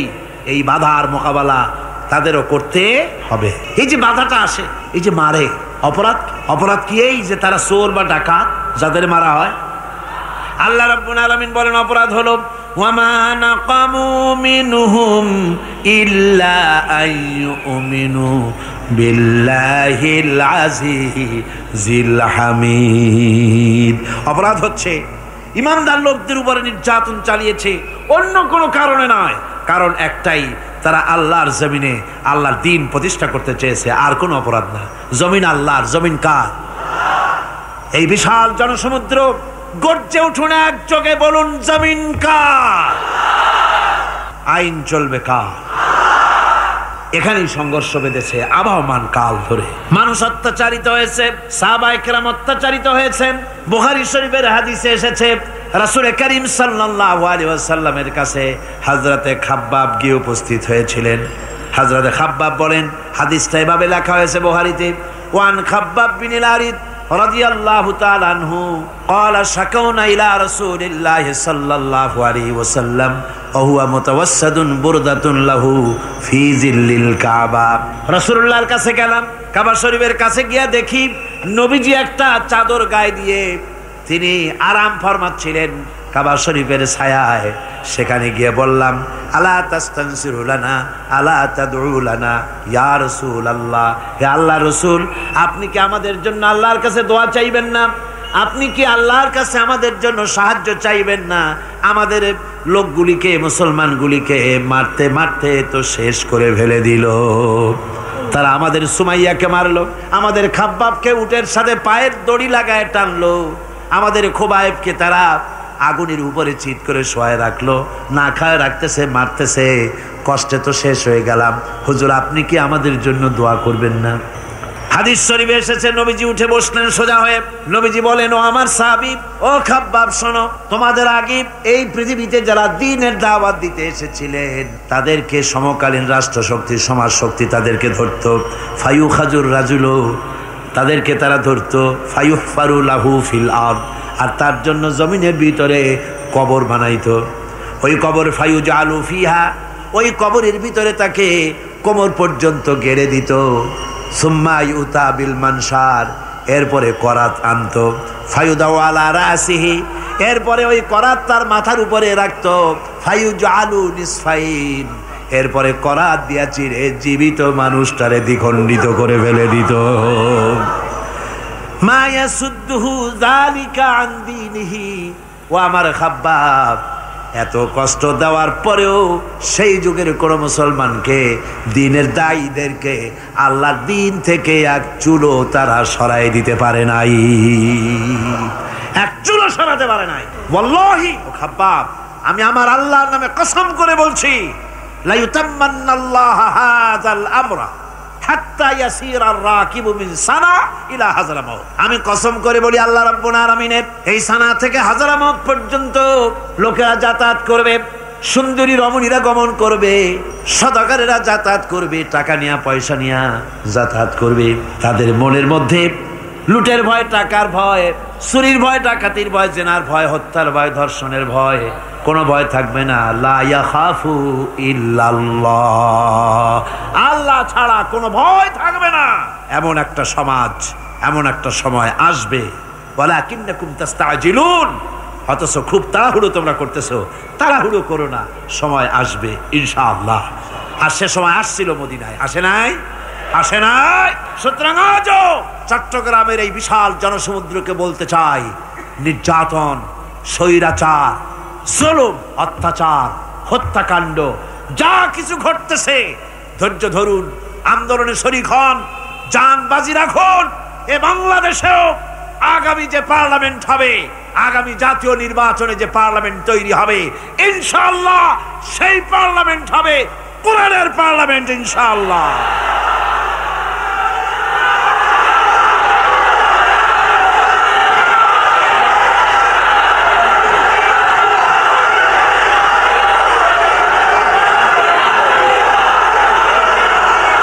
আমার ভাইয়েরা, আমার বন্ধুগণ, কঠিন বিপদে অবিচলতা এবং ধৈর্যের দৃষ্টান্ত রেখে গেছেন আম্বিয়া আলাইহিমুস সালাম। সুবহানাল্লাহ। কঠিন বিপদে অবিচলতা, দৃঢ়তা, ধৈর্য কারে বলে, তার দৃষ্টান্ত কারা রেখেছেন? আম্বিয়া আলাইহিমুস সালাম। ওনারাই আমাদের আদর্শ, নবীরাই আদর্শ, সাহাবায়ে কেরাম রিদওয়ানুল্লাহ তাআলা আলাইহিম আজমাইন আমাদের আদর্শ। ভাইরা আমার, মুসা আলাইহিস সালামকে ফেরাউন যখন ঘিরে ফেলে দিল, কোরআনের সব কথা গল্প গুজবার ইতিহাসের জন্য লেখা হয় নাই। কোরআনের মধ্যে যা লেখা হয়েছে সব বান্দাদের উপদেশের জন্য, যাতে করে লোকেরা চিরটা কাল এর থেকে উপদেশ নিয়ে নিজেদের তৈরি করতে পারে। জোরে বলেন সুবহানাল্লাহ। মুসা আলাইহিস সালামের কথা আল্লাহ বলেন, ফেরাউন তাকে ঘিরে ফেলে দিল, পালাবার রাস্তা নাই। ফালাম্মা تراءى الجمعان قال أصحاب موسى إنا لمدركون। মুসা আলাইহিস সালামের উম্মতেরা বললেন, হে মুসা, পাকড়াও হয়ে গেছি, পালাবার রাস্তা নাই। তিন দিক থেকে আমাদেরকে ঘেরাও করেছে ফেরাউনের শক্তি। সামনে কি? দরিয়া, আর তিন দিকে কি? ঘেরাও আন্দোলন, পালাবার পথ নেই। পালাবার পথ নাই, সাঁড়াশি আক্রমণ, ঘেরাও আন্দোলন। এই যে ঘেরাওটাও তো আজকে নতুন নাই, ঘেরাও আসছে অনেক আগের থেকে। আসলে কথা বুঝতে পেরেছে? মুসা আলাইহিস সালামকে ঘেরাও করে ফেলেছে, পালাবার উপায় নাই। একদিকে দরিয়া, তিন দিকে ফেরাউনের শক্তি। এই যে ঘেরাও টেরাও মানে নতুন তো না, ধর্মঘট নতুন না, পুরানা জিনিস। এই পৃথিবীতে সর্বপ্রথম ধর্মঘট কিসের উপরে হয়েছে জানেন? এই পৃথিবীর প্রথম ধর্মঘট হয়েছে পেঁয়াজ, রসুন আর ডাইলের উপরে, মুসা আলাইহিস সালামের জামানায়। লান নাসবিরা আলা তাআমিন ওয়াহিদ, আমরা এক রকমের খাদ্য আর খাবো না, আমাদের পেঁয়াজ দেওয়া লাগবে, ডাল দেওয়া লাগবে, রসুন দেওয়া লাগবে। সর্বপ্রথম ধর্মঘট হয় মুসা আলাইহিস সালামের জামানায়, সেখান থেকে শুরু হয়েছে। কিন্তু মশাল মিছিল যে আসলো কই থেকে, এইটা আমি খুঁজে পাইনি। পরে প্রত্যেকটা জিনিসের তো ইতিহাস আছে, আমি খুঁজতে খুঁজতে পেলাম। আমি জানি না এর ইতিহাস মূলে কোথায়, কিন্তু আমি যদ্দূর খুঁজে পাইছি সেটা হলো মশাল মিছিলের আবিষ্কার হয়েছে লঙ্কায় রাবণের সময়। হনুমানের লেজে আগুন দিয়া তারপরে লঙ্কা কাণ্ড ঘষালো, নামই আছে লঙ্কা কাণ্ড। হনুমানেরা লেজে আগুন দিয়ে রাবণ যে লঙ্কায় মশাল মিছিল করেছিল হনুমানরে দিয়া, ওই হনুমানের ওই সিস্টেমটা এখনো আমাদের দেশে চালু আছে। এইটা আসলে কোন ভদ্র লোকের এই মিছিল হওয়া উচিত না। আগুন নিয়ে কিসের মিছিল? আগুন হলো জাহান্নামের প্রতীক। আগুন কিসের প্রতীক? জাহান্নামের প্রতীক। যদিও আমাদের উপকারে লাগে, কাজে লাগে। সুতরাং আমরা যা করব, প্রত্যেকটা জিনিসের পেছনে সুন্নতে নববীর কোনো না কিছু থাকতে হবে। কথা বুঝতে পেরেছেন? তিন দিক থেকে ঘেরাও হয়ে গেছে, পালাবার কোনো রাস্তা। হযরতে মুসা আলাইহিস সালামের কাছে উম্মতরা বললেন, পালাবার তো কোনো পথ নাই, এখন উপায়টা কি? আমাদের তো আর উপায় নাই। মুসা আলাইহিস সালাম দেখেন বিপদে পড়ে গেছেন, কিন্তু ধৈর্য হারান নাই, ভয় পান নাই। ভয় পাইছিলেন? ভয় পেয়েছেন? প্রশ্নই ওঠে না। মুসা আলাইহিস সালাম আল্লাহ পাক যাদেরকে বলেছেন উলুল আযম রাসূল, যাদের বলেছেন তার মধ্যে হযরত মুসা উলুল আযম পয়গম্বর। চারটিখানি কথা না, আল্লাহ কথা বলছেন তার সাথে, কালিমুল্লাহ তিনি। সুবহানাল্লাহ। কর মুসা আলাইহিস সালাম শোনালেন, কাল্লা ইন্না মাইয়া রাব্বি সায়াহদিন। কখনো নয়, আমার উম্মতেরা ভয় পেও না, আমার রব অবশ্যই আমাকে পথ দেখাবেন। সুবহানাল্লাহ। তিন দিক থেকে শত্রু, একদিকে দরিয়া, পালাবার কোন রাস্তা নাই। সেখানে দৃঢ়তার সাথে তিনি বলছেন, অবশ্যই আমার আল্লাহ আমারে পথ দেখাবেন। সুবহানাল্লাহ। নবীরা এই দৃঢ়তা দেখিয়েছেন, অবিচলতা দেখাইছেন। আল্লাহ পাক মুসা আলাইহিস সালাম যখন এই দৃঢ়তা দেখালেন, এই অবিচলতা দেখালেন, সঙ্গে সঙ্গে জিবরাইল এসে হাজির হয়ে গেলেন। আল্লাহ পাক বলেন, ফাআওহাইনা ইলা মুসা আন আদরিব বিআসাকাল বাহরা ফানফালাকা ফাকানা কুল্লু ফিরকিন কাত্তাউদিল আযীম। মুসা আলাইহিস সালামকে আমি ওহী নাযিল করলাম, তাকে বললাম হাতে যে লাঠি আছে, এই লাঠি দিয়ে আঘাত করো দরিয়ার উপরে। দরিয়ার উপরে আঘাত করলেন, একটা রাস্তা হয় নাই, 12টা রাস্তা তৈরি হয়ে গেল। আর দেওয়ালগুলা পাহাড়ের মতো উঁচা হয়ে গেল। দরিয়ার ভিতরে পাহাড়ের মতো উঁচা মজবুত 12টা রাস্তা। এবার মুসা আলাইহিস সালাম তার দলবল নিয়ে চললেন। আল্লাহ রাব্বুল আলামিন বলেন, ওয়া আনজাইনা মুসা ওয়া মান মাআহু আজমাইন। মুসা এবং তার সাথী সঙ্গীদেরকে আমি পার করে দিলাম। মুসা আলাইহিস সালাম এবং তার সাথী সঙ্গী নিয়ে যখন দরিয়ার মাঝখানে আসছে, ফেরাউন তার দলবল নিয়ে এসে গেছে। আসে দেখে নদীর মধ্যে রাস্তা। বাবা, উক্ত কায়দা। ও মনে করছে ওর বাজানের তৈরি করা ডিস্ট্রিক্ট বোর্ডের রাস্তা। ওর লোকজন নিয়ে নেমে গেছে দরিয়ার ভিতরে। ও আসছে মাঝখানে, মুসা আলাইহিস সালাম চলে গেছেন ওপার, দরিয়া পার। মাঝখানে যখন এসে গেল, আল্লাহ রাব্বুল আলামিন পানিকে অর্ডার করলেন কুন। আল্লাহর তো বটন টেপা লাগে না, মুখ দিয়া কোনো হুকুম করা লাগে না, শুধু বলেন কুন। যে ব্যাপারে কুন বলেন ফায়াকুন, সাথে সাথে হয়ে যায়। আল্লাহ বললেন কুন, আর অমনি রাস্তা বন্ধ হয়ে গেল। এবার তুফান শুরু হয়েছে নদীতে, ঢেউয়ের উপরে ঢেউ, মৌজুন কাল জিবাল, পাহাড়ের মতো উঁচু হয়ে হয়ে ঢেউ আসতেছে। দলবল ঘোড়া আর অস্ত্রপাতি যা ছিল সব মরিয়া শেষ। এবার ফেরাউন একা উপরে ওঠে আর নিচে নামে, পানি খেতে খেতে পেটের কাম সারা। জনমের খাওয়া খাইছে পানি, এখন জান যায়, বাঁচবার আর উপায় নাই, বাঁচবার আর উপায় নাই। ফেরাউন তার নিজের জীবন সম্পর্কে হতাশ হয়ে গেল। এবার ফেরাউন বলতেছে, আমানতু আন্নাহু লা ইলাহা ইল্লাল্লাযী আমানাত বিহি বানু ইসরাঈল। আমি ঈমান আনলাম, আমি ঈমান আনলাম আল্লাহ ছাড়া কোনো ইলাহা নাই। ওই আল্লাহর উপর ঈমান আনলাম যে আল্লাহর উপর ঈমান এনেছে বনি ইসরাঈলেরা। আল্লাহ যাতে ঠিক পায় যে কোন আল্লাহর উপর ঈমান আনছে। বনি ইসরাঈলের আল্লাহর উপর ঈমান আনলাম। আল্লাহ এই তো মুসলমান হয়ে গেছি, এরপরও আমার সুবাও কেন? আল্লাহ রাব্বুল আলামিন জবাবে বলেন, আল আন, এখন ওয়াকাদ আসাইতা ক্বাবলু ওয়া কুনতা মিনাল মুফসিদিন। এখন ঈমান আনার কথা বলছো, অথচ যুগের পর যুগ, বছরের পর বছর ধরে আমার মানুষের উপরে মন গড়া আইন চালাইছো, আমার পয়গম্বরের সাথে বেয়াদবি করেছো। আজ তোমাকে আমি ছাড়ছি না, তোমাকে আজকে ছেড়ে দেব না, আমি তোমাকে মারবো। আর সমস্ত প্রাণীগুলিকে, স্থলচর প্রাণীগুলিকে আল্লাহ পাক অর্ডার দিয়া দিলেন, এই ফেরাউনের লাশকে ডুবাবি না, পচাবি না, খাবি না। আলিয়াউমা নুনাজ্জিকা বিবাদানিক, আমি তোমার শরীরে বাঁচায় দেব। পোকে খাবে না, পানিতে পচবে না, মাছে খাবে না, কুমিরে খাবে না, দুনিয়ার কোনো পশুতে খাবে না। আমি তোরে শুটকি বানাইয়া রাখবো, যাতে করে দুনিয়ার সমস্ত ফেরাউন যত যুগে যুগে আসে তোরে দেখে যেন হেদায়েত নিতে পারে। ফেরাউনকে আল্লাহ শুটকি বানায় রাখছে। আমি ফেরাউনদের লাশ দেখেছি ব্রিটিশ মিউজিয়ামে। ফেরাউন তো একটা না, অনেকগুলা। আসলদারে অবশ্য দেখিনি। ব্রিটিশ মিউজিয়ামে ওই ফেরাউনগুলার লাশ যখন অসুবিধা হয়, মমিগুলি, তখন ইংল্যান্ডে নিয়ে যায় চিকিৎসা করাবার জন্য।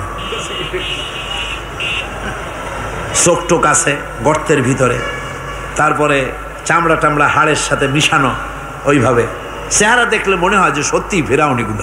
আর ব্রিটিশের কাম মিশর থেকে না আনছে এমন কোনো জিনিস নাই।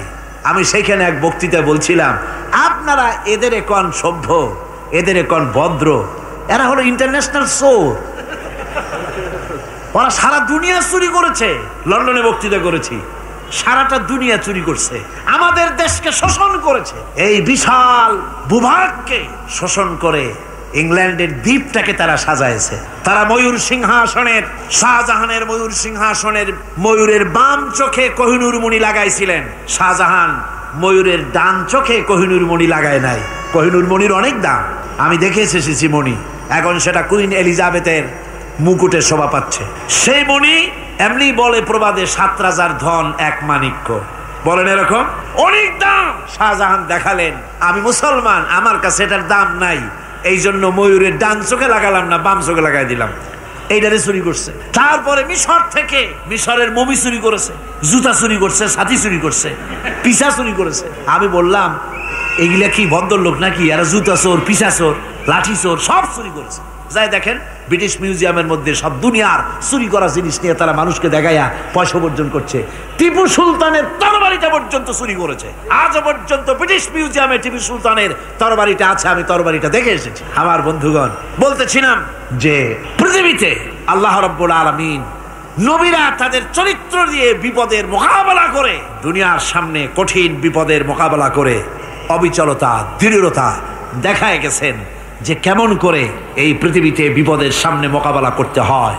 ধৈর্য ধরতে হবে, বিপদ আসবে পাহাড় সমান হয়ে, আপনাকে ধৈর্য ধারণ করতে হবে সেভাবে বুক বেঁধে।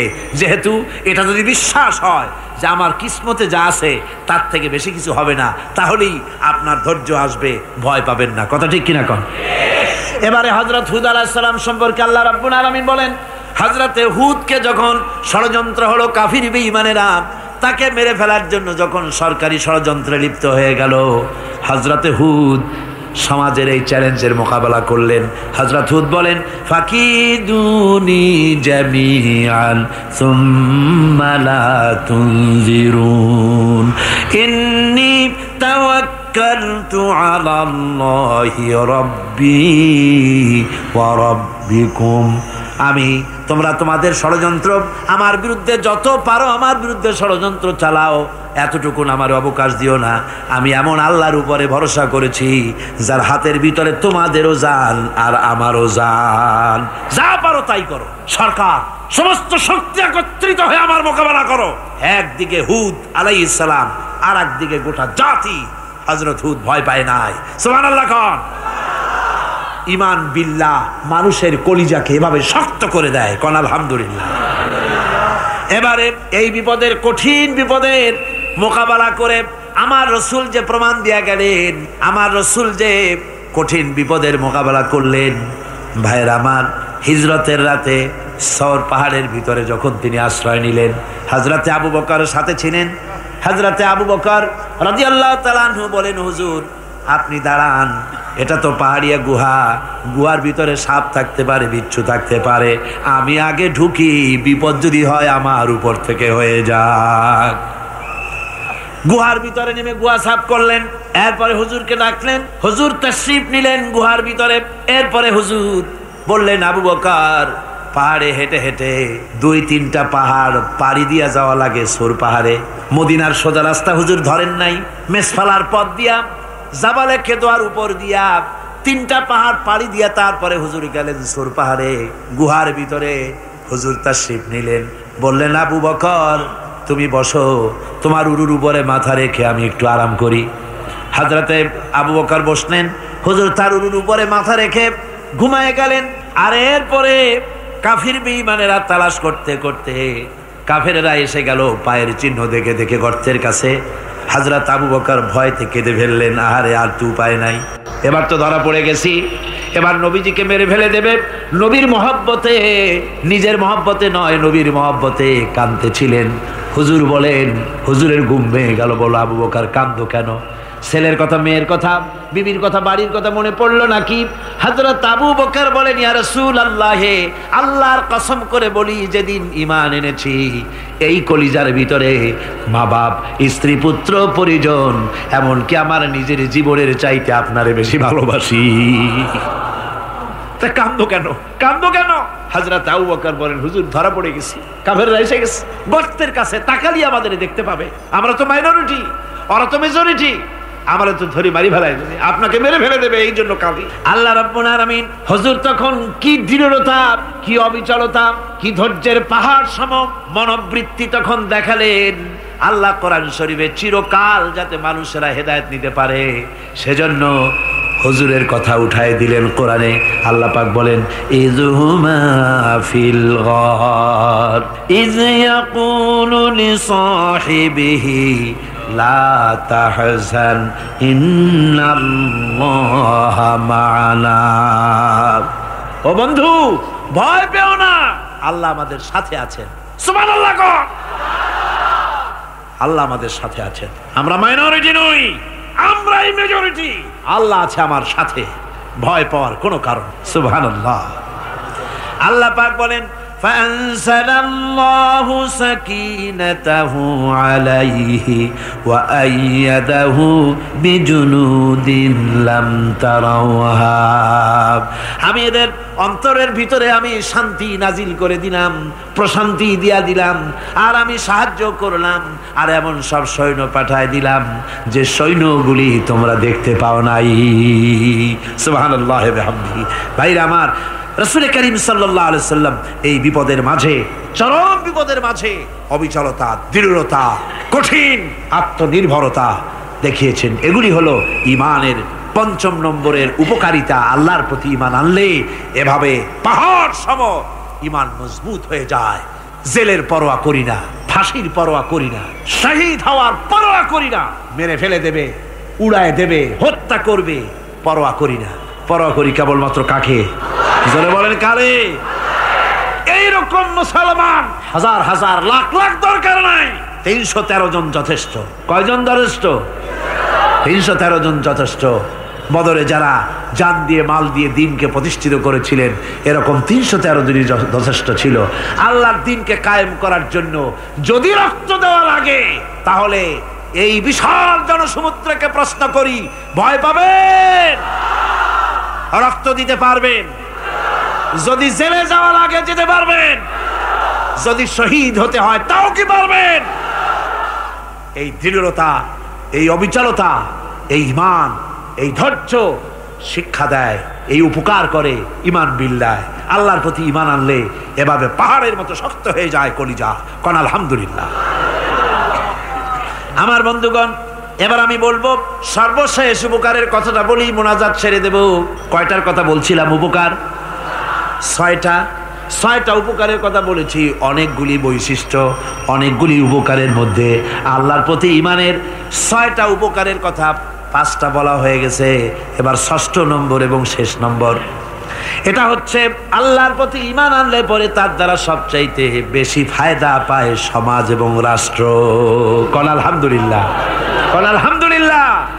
আল্লাহর প্রতি ঈমানের দ্বারা নৈতিক সংশোধন হয় এবং রাষ্ট্র আর সমাজ সবচাইতে বেশি উপকৃত হয়।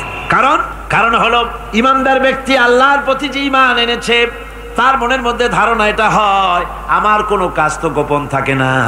ইন্নাল্লাহা লা ইয়াখফা আলাইহি শাইউন ফিল আরদি ওয়ালা ফিস সামা। আল্লাহর কাছে গোপন বলতে কিছু নাই, আকাশেও নাই, জমিনেও নাই, কোনো কিছু গোপন নাই। সুতরাং আমি যা করি সব আল্লাহ দেখেন এবং শোনে। এমনকি মানুষ যে কল্পনা করে সে কল্পনাও আল্লাহ টের পায় না, নাকি টের পায় কিনা? ওয়াইন তুবদু মিন আনফুসিকুম আও তুখফুহু ইউহাসিবুকুম বিহিল্লাহ।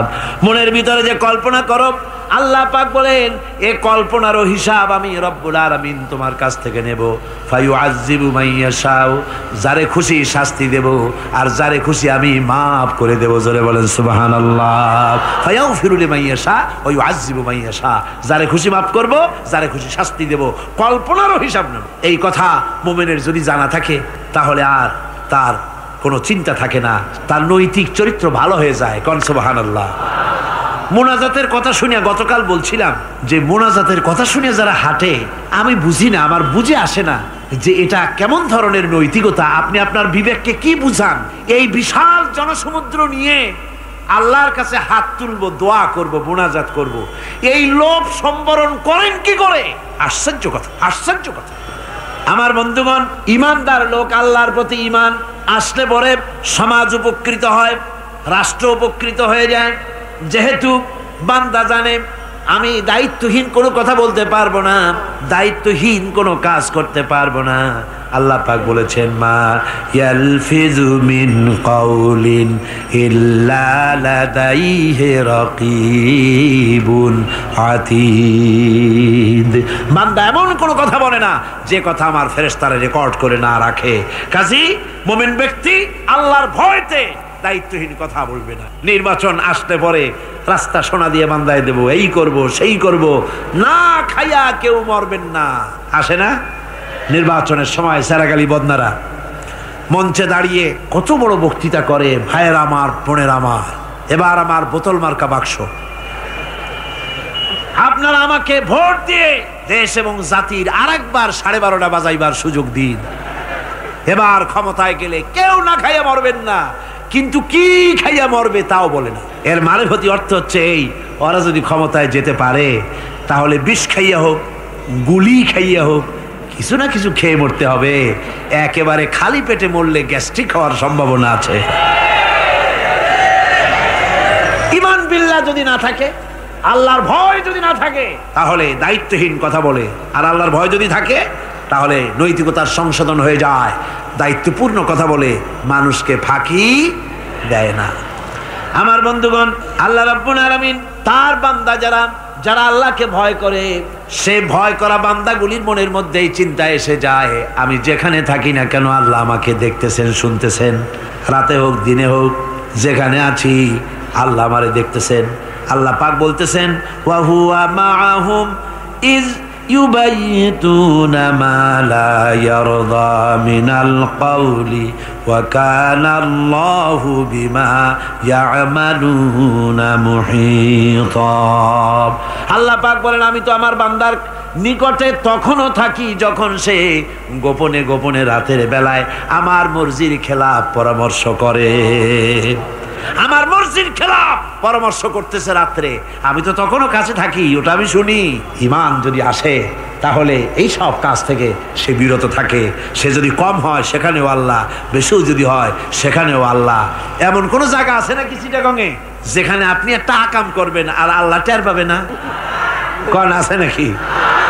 আচ্ছা, চট্টগ্রামে না থাকুক, বাংলাদেশের কোন জায়গা আছে নাকি?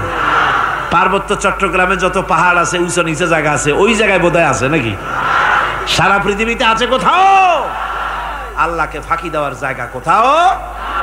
সব স্পষ্ট। আল্লাহ কি ঘুমায় নাকি? ঘুমায়? তার কাছে দিনও যা, রাতও তাই। সমানে তিনি দেখতে পান, শুনতে পান, সবকিছু দেখতে পান, সবকিছু শুনতে পান। তাকে ফাঁকি দেওয়ার কোনো উপায় নাই। এই জন্য ৬ষ্ঠ নম্বরের উপকার যেটা হয় সেটা হলো সমাজ উপকৃত হয় ওই মানুষ দিয়ে যার মধ্যে ঈমান আছে। হযরত ওমর রাদিয়াল্লাহু তাআলা আনহু রাতের আধারে শেষ রাত্রে ঘুরতেছিলেন, দেখেন এক বাড়িতে কথা হচ্ছে, কথাবার্তার আওয়াজ পাওয়া যায়। মনে করলেন কোনো অসুখ বিসুখ নাকি। ঘরে গিয়ে কান পাচ্ছেন দেওয়ালের সাথে, শুনতে পাচ্ছেন ভিতরে বুড়ি মা তার মেয়েকে বলছে, এই মেয়ে ওঠ, উটের দুধ দোয়াই নিয়ে আসছি, এর মধ্যে পানি মিশা, তারপর সকালে বাজারে নিয়ে যা। মেয়ে বলছে, মা এই কামটা আমি পারবো না। কেন পারবি না? হযরত ওমর ফরমান জারি করেছেন, দুধে পানি মিশাতে নিষেধ করেছে, কাজে এই কাজটা আমি পারবো না। হ্যাঁ আরে বেটি, আমিরুল মুমিনিন দেখ এখন কোথায় যায়, ঘুমায় আছে, সে কি দেখতেছে নাকি যে পানি মিশাই না কি মিশাই? মেয়ে বলতেছে, মা আমিরুল মুমিনিনকে ফাঁকি দেওয়া যেতে পারে, তার পুলিশ বাহিনীকে ফাঁকি দেওয়া যেতে পারে, কিন্তু আল্লাহ রাব্বুল আলামিনের চোখকে ফাঁকি দেওয়া যাবে না। হযরত ওমর এই কথা শুনে বাড়ি চলে গেলেন আর নিজের ছেলেকে ডেকে বললেন, ছেলে আমার, অমুক জায়গায় একটা বাড়ি আছে আর সেখানে একটা যুবতী মেয়ে আছে, ওই মেয়েটার বিয়ে হয়েছে কিনা শোনো, যদি বিবাহ না হয়ে থাকে তুমি তোমার নিজের বিয়ের প্রস্তাব দাও। আমিরুল মুমিনিন এই মেয়েটা সুন্দরী কেমন, স্বাস্থ্য কেমন কিছুই দেখলেন না, দেখলেন তাকওয়া। কি দেখলেন? তাকওয়া, আল্লাহর ভয়। আল্লাহর ভয় যখন একটা জাতির মধ্যে আসে, পুলিশ লাগে না, পুলিশের কাজ কমে যায়। পুলিশ তো পাহারা দিতে দিতে অস্থির হয়ে যায়, সারা রাত দিন সমানে কষ্ট করতে হয় তাদের। অধ্যাপক মুফিজুর রহমান সাহেব কালকে যে কথাটা বলছিলেন, আসামি পুলিশেরা কত কষ্ট করে জানবাজি করে আসামি ধরে, আর টেলিফোন আসে, হ্যালো কে, চিটাগংয়ের এসপি নাকি? বলে হ্যাঁ। কারে ধরছো? ধরছি তো বল্টু মিয়ারে। ছাড়ো মিয়া, বল্টু আমার দলের লোকটা তুমি ঠিক পাও নাই, তোমার নাক টাইট দিয়ে দেবে। বল্টুরিও ছাড়ো আর তার বন্দুকও ছাড়ো, ঠিক কিনা? আমার ভাইয়েরা, সুতরাং ঈমান যদি এসে যায় জাতির মধ্যে, পুলিশের দরকার হবে না, পুলিশ দরকার হবে কিন্তু তাদের ডিউটি কমে যাবে। আসামিরা আর অন্যায় কাজ কম করবে। রাসূলুল্লাহ যখন প্রেসিডেন্ট হয়েছিলেন, একজন মহিলা জিনা করেছিল, হাদিস শরীফে এসেছে, ওই মেয়ে লোকটাকে জিনা করতে কেউ দেখে নাই। জিনা করার পর তার মধ্যে অনুভূতি জাগলো, এমন পাপ করেছি, এখন তো আমার জাহান্নাম ছাড়া উপায় নাই। মেয়ে লোকটি রাসূলুল্লাহর কাছে এসে গেলেন, এসে বললেন, হুজুর আমি তো জিনা করেছি, আমারে শাস্তি দেন। হুজুর মুখ ডান দিকে ফিরালেন, মেয়ে লোকটা ডান দিকে এলো, বললো জিনা করেছি, শাস্তি দেন। হুজুর বাম দিকে ফিরলেন, মেয়ে লোকটা বাম দিকে এসে বললো, জিনা করেছি, শাস্তি দেন। মেয়ে লোকটা কিন্তু জানে জেনার শাস্তি সহজ ব্যাপার নাই, পাথর মেরে উড়িয়ে দেওয়া, মৃত্যুদণ্ড জানা আছে তার। এরপরে মেয়ে লোকটা চিন্তা করেছে, দুনিয়ায় পাথর খেয়ে মরবো, কিন্তু তবুও জাহান্নামের কঠিন আগুন সহ্য করতে পারবো না। রাসূলুল্লাহ বললেন, ও মেয়ে লোক, তুমি কি জিনা কর্তৃক গর্ভবতী হয়েছো নাকি? মেয়ে লোকটা বলল, হুজুর আমি গর্ভবতী হয়েছি। হুজুর বললেন, তুমি অপরাধ করেছো, তোমার গর্ভস্থিত সন্তান তো কোনো অপরাধ করে নাই, সুতরাং শাস্তি এখন দেওয়া যাবে না, ডেলিভারি হোক তারপরে শাস্তি দেব। মেয়ে লোকটা চলে গেলেন। আল্লাহর নবী তার নামে কোনো কেস ফাইল করেন নাই, গোয়েন্দা বিভাগের পুলিশ লাগান নাই। ডেলিভারির পর এই মেয়ে লোক আবার এসে হাজির, পুলিশ দিয়ে আনা লাগে নাই, আবার এসে হাজির, হুজুর আমি সেই হতভাগিনী, বলছিলেন ডেলিভারির পর বিচার করবেন, এই যে বাচ্চা হয়েছে, এ বাচ্চার দায়িত্ব কাউকে দেন, আর আমারে তাড়াতাড়ি শাস্তি দেন, আমি যদি মরে যাই আমি জাহান্নামে চলতে পারবো না। হুজুর বললেন, অপরাধ তুমি করেছো, এই বাচ্চার অধিকার আছে তোমার বুকের দুধ খাবে, আমি সেই অধিকার বাচ্চাকে নষ্ট করতে পারি না, বাচ্চা দুধ ছাড়ুক তারপরে এসো। 2 বছর যেতে না যেতে ওই মেয়ে লোকটি বাচ্চারে কোলে করে নিয়ে এসেছে, পুলিশ লাগে নাই, গোয়েন্দা বিভাগের কাউকে পাঠানো লাগে নাই। মেয়ে লোকটি বাচ্চা কোলে করে নিয়ে এসে হাজির, হুজুর আমারে চিনছেন নাকি? আমি তো সেই হতভাগিনী, জেনা করছিলাম, বিচার চাইছিলাম, ডেলিভারি পরে হবে বলছিলেন, দুধ ছেড়ে দিলে পরে হবে বলেছিলেন। আমার ছেলে এখন দুধ ছেড়ে দিয়েছে, আমি তারে রুটি খাওয়া শিখাইছি, দুধ ছাড়া এখন সে বাঁচবে। আমি তার হাতে রুটি দিয়ে আনছি, দেখেন ও রুটি খেতে পারে, আর দেরি করবেন না, আমার বিচার করে দেন। রাসূলুল্লাহ ছেলেটার দায়িত্ব কাউকে দিয়ে দিলেন, আর বললেন এই মহিলাটিকে নিয়ে যাও, বুক পর্যন্ত মাটির মধ্যে গেড়ে দিয়ে তারপরে রজম করো। মেয়ে লোকটিকে বুক পর্যন্ত গেড়ে দেওয়া হলো, চতুর্দিক থেকে পাথর মারা হচ্ছিল। পাথরে দেখে শরীরে রক্ত ছিটে এক সাহাবীর গায়ে লাগলো। সাহাবী তারে গালি দিয়েছিলেন, হুজুর শুনে বললেন সাহাবী গালি দিও না, এই মেয়ে লোকের তওবা আল্লাহর কাছে এত কবুল হয়ে গেছে, যদি এই তওবাকে ভাগ করে দেওয়া হয় গোটা মদিনাবাসীর নাজাতের জন্য তা যথেষ্ট হয়ে যাবে। সুবহানাল্লাহ। পুলিশ লাগে নাই, এমন সমাজ কায়েম হয়। ঈমান বিল্লাহ, আল্লাহর প্রতি ঈমান যদি এসে যায়, জাতির যদি রক্তে রন্ধ্রে রগে রেশায় যদি ঈমান, তাহলে পরিশ্রম হবে না, অপরাধ প্রবণতা কমে যাবে, মানুষের অশান্তি কমে যাবে, শান্তির বন্যা প্রবাহিত হয়ে যাবে। সুবহানাল্লাহি ওয়া বিহামদিহি। এই জন্য রাসূলুল্লাহ বলেছিলেন খায়রুল কুরুনে কারনি, সর্বশ্রেষ্ঠ যুগ কার যুগ? জোরে বলেন না, সর্বশ্রেষ্ঠ যুগ কার যুগ? রাসূলুল্লাহর যুগ। জোরে কোন কার যুগ? রাসূলুল্লাহর। এই জন্য আমি আপনাদের খেদমতে আরজ করতে চাই, ইসলাম এ ধরনের সীমারেখা ঠিক করে দিয়েছে। তিলকা হুদুদুল্লাহ ফালা তা'তাদুহা, এ হলো আল্লাহর সীমারেখা। এই সীমারেখাকে ভঙ্গ করো না, লঙ্ঘন করো না, আল্লাহর উপরে ঈমান পরিপূর্ণরূপে আনো এবং এই ঈমানের উপরে ভিত্তি করে নিজেদের জীবনকে পরিচালিত করো। এই ঈমান যদি জাতির ভিতরে এসে যায়, তাহলে বৈষয়িক জীবনে, দুনিয়ার জীবনে সত্যিকারের যদি শান্তি পেতে চাই, আল্লাহর উপরে ঈমান আনতে হবে। ইহকাল পরকালে যদি নাজাত পেতে চাই, আল্লাহর উপরে ঈমান আনতে হবে। আর আমরা আমাদের চিন্তা ভাবনায়, ওঠায় বসায়, চলায় ফেরায়, সর্বত্র আল্লাহর উপরে পরিপূর্ণ মাত্রায় ঈমানটা যদি এসে যায়, তাহলেই শান্তি, তাহলেই মুক্তি। গোটা সমাজ শান্তি পাবে, আমরা দুনিয়ায় আরাম পাবো, কিয়ামতে জাহান্নাম থেকে মুক্তি পাবো। জোরে কোন আমিন, আরো জোরে কোন আমিন। বন্ধুগণ, আল্লাহর প্রতি ঈমানের এই কথাগুলি আবারও স্মরণ করিয়ে দেই। লাইসাল বিররা আন তুওয়াল্লু বুজুহাকুম কিবালাল মাশরিকি ওয়াল মাগরিব, পূর্ব পশ্চিমে যত মাথা ঘুরাও, এটাই কোনো কল্যাণের কাজ আসলে নয়। আসল কাজ আল্লাহর উপর ঈমান। আসল কাজ কি? চিল্লা এখন, আসল কাজ কি? আল্লাহর প্রতি ঈমান। সেই ঈমানের কথা এই 3 দিন ধরে বললাম, আর বাকি আছে কয়দিন? বাকি আছে কয়দিন? এই বেহেশতের বাগান আগামী 2 দিন পরে স্তব্ধ হয়ে যাবে। এখানে আর এভাবে এত লক্ষ লক্ষ টুপি, এ ধরনের মুসলমান আল্লাহু আকবরের আওয়াজ, আজানের আওয়াজ ধ্বনিত প্রতিধ্বনিত হবে না। 1 বছরের জন্য নিস্তব্ধ হয়ে যাবে। আল্লাহ যেন বাকি 2টা দিন আমাদের সকলের আশার তৌফিক দেন। সবাই বলি আমিন, জোরে কোন আমিন। আগামী কালকের আলোচনা আরো গুরুত্বপূর্ণ, তারপরের দিন আরো গুরুত্বপূর্ণ, গোটা কোরআনই তো গুরুত্বপূর্ণ। আল্লাহ পাক এই কথাগুলি শোনার, বোঝার, আমল করার তৌফিক যেন আল্লাহ আমাদের দান করেন। জোরে বলেন আমিন, আরো জোরে বলেন আমিন। মোনাজাতের জন্য এবার সমস্ত মানুষ দাঁড়ানো, ভাইয়েরা বসে পড়ে। মোনাজাতের পূর্বে আজকে সবার সভাপতি হযরতুল আল্লাহ মাওলানা শামসুদ্দিন সাহেব অতি সংক্ষেপে আপনাদের সামনে কিছু গুজারিশ পেশ করছেন। বলাগাল উলা বিকামালিহি কাশাবাদ দুজা বিজামালিহি হাসনাত জামিউ খাসালিহি মুহাম্মাদুম বাশারুল লাইসা কাল বাশারি বল হুয়া ইয়াকুতাতুন ওয়ান নাসু কাল হাজারি বলাগাল উলা বিকামালিহি কাশাবাদ দুজা বিজামালিহি হাসনাত জামিউ খাসালিহি। সম্মানিত বন্ধুগণ, এই বিরাট মাহফিল করতে আমাদের এই বছরের বাজেট 15,30,000 টাকা আমরা করেছিলাম, কিন্তু মাঝে মাঝে দেখা যাচ্ছে কিছু বাজেট আমাদের ছাড়াই যাচ্ছে। গত পরশু আমরা আপনাদের থেকে যে সহযোগিতা পেয়েছি, সেখানে 11,000 থেকে কিছু বেশি টাকা আমরা পরশু পেয়েছি। এতে করে আমার একটু ভয় হচ্ছে যে আমাদের বাজেট কোথায় যাবে। এজন্য আপনাদের সহযোগিতাও চাচ্ছি, দোয়াও চাচ্ছি।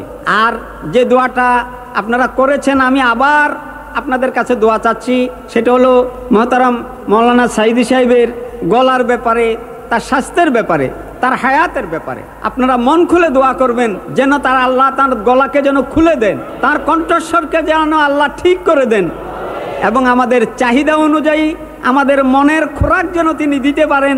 এজন্য আল্লাহ তাকে যেন তৌফিক দান করেন এবং আল্লাহ তার হায়াত দারাজ করে দেন। এখন মুনাজাত।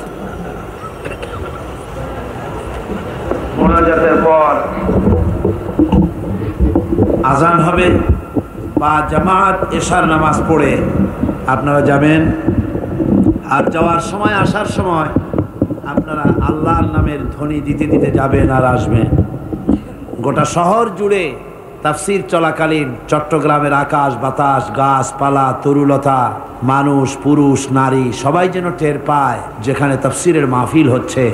যাবেন এবং আসবেন যখন, মুখ বুঝে যাতায়াত কেন, নারায়ে তাকবীর, আল্লাহু আকবার, ইসলাম ছাড়া অন্য কিছু মানি না, আল কোরআনের আলো ঘরে ঘরে জালো, এসব সুন্দর সুন্দর স্লোগান দিতে দিতে যাবেন, স্লোগান দিতে দিতে আসবেন, আল্লাহর নারা লাগাবেন, আল্লাহর আওয়াজকে বুলন্দ করবেন। আল্লাহ সকলকে তৌফিক দিন, আল্লাহুম্মা আমিন। রব্বানা যালামনা আনফুসানা ওয়া ইন লাম তাগফির লানা ওয়া তারহামনা লানাকুনান্না মিনাল খাসিরিন। রব্বানা লা তুযিগ কুলুবানা বা'দা ইয হাদাইতানা ওয়া হাব লানা মিন লাদুনকা রাহমাতান ইন্নাকা আনতাল ওয়াহ্হাব। ربنا فاغفر لنا ذنوبنا وكفر عنا سيئاتنا وتوفنا مع الأبرار ربنا وآتنا ما وعدتنا على رسلك ولا تخزنا يوم القيامة إنك لا تخلف الميعاد। আয় আল্লাহ রব্বুল আলামিন, বিশাল এই জনতা নিয়ে তোমার দরবারে হাত তুলেছি রব্বুল আলামিন। কোরআনে কারীমের মাহফিল বড় আশা করে হাত তুলেছি, মেহেরবানি করে আলোচনার সব রাসূল করিম সাল্লাল্লাহু আলাইহি ওয়াসাল্লামের রূহ মুবারকে পৌঁছায়া দাও। तमाम পৃথিবীর মাটির নিচে মুমিন মুমিনাত যারা শুয়ে আছে তাদের রূহের বলে সব পৌঁছায়া দাও রব্বুল আলামিন। আমাদের মা বাপ যাদের দুনিয়া থেকে বিদায় হয়ে গেছে, কবরগুলিকে জান্নাতের টুকরা বানায়া দাও। রব্বির হামহুমা কামা রব্বায়ানি সগীরা। সবাই পড়েন, রব্বির হামহুমা কামা রব্বায়ানি সগীরা। আয় আল্লাহ, আমাদের মা বাপ যাদের বেঁচে আছে স্বাস্থ্য ভালো রাখো আল্লাহ, তাদেরকে হায়াতে তাইয়্যিবা দাও, সেহাতে কুল্লিয়া দাও, খাতিমা বিল খাইরি করো রব্বুল আলামিন। কোরআনে কারীমের মাহফিলে বড় আশা করে আমরা হাত তুলেছি, আমাদের জিন্দেগির সকল গুনাহ খাতা মাফ করে দাও। আয় আল্লাহ তাআলা, জীবনে বহু গুনাহ করেছি, গুনাহ করে করে জীবনটারে নষ্ট করে ফেলেছি। আয় আল্লাহ, তুমি দয়া করে মেহেরবানি করে আমাদের জিন্দেগির গুনাহ মাফ করে দাও রব্বুল আলামিন। না বুঝে সওয়াব মনে করে অনেক শিরক বিদআত আমরা করেছি, মনে করেছি ওতে সওয়াব হবে, আমরা বুঝি নাই। আল্লাহ, আমাদের ভুল বুঝানো হয়েছে, নিজেরাও ভুল বুঝেছি। এভাবে সওয়াবের নিয়তে শিরক বিদআত আমাদের মধ্য থেকে যা হয়েছে আল্লাহ দয়া করে তুমি আমাদেরকে ক্ষমা করে দাও। আয় আল্লাহ, আমাদেরকে দয়া করে শিরক এবং বিদআত মুক্ত জীবন যাপনের তৌফিক দিয়া দাও রব্বুল আলামিন। এত বড় বিরাট তাফসীরুল কোরআন মাহফিল, লক্ষ লক্ষ টাকার প্রয়োজন, আল্লাহ টাকা পয়সার অভাব নাই রব্বুল আলামিন। তুমি গানি আর আমরা ফকির। আয় আল্লাহ, এই শহরেতে এমন লোক আছে একজনই মাহফিলের খরচ দিয়ে দিতে পারে। আল্লাহ, তোমার বান্দাদের দিল তুমি নরম বানাইয়া দাও। কোরআনের মাহফিল কোনো বছর ঋণগ্রস্ত থাকে নাই, এবারও যেন থাকে না।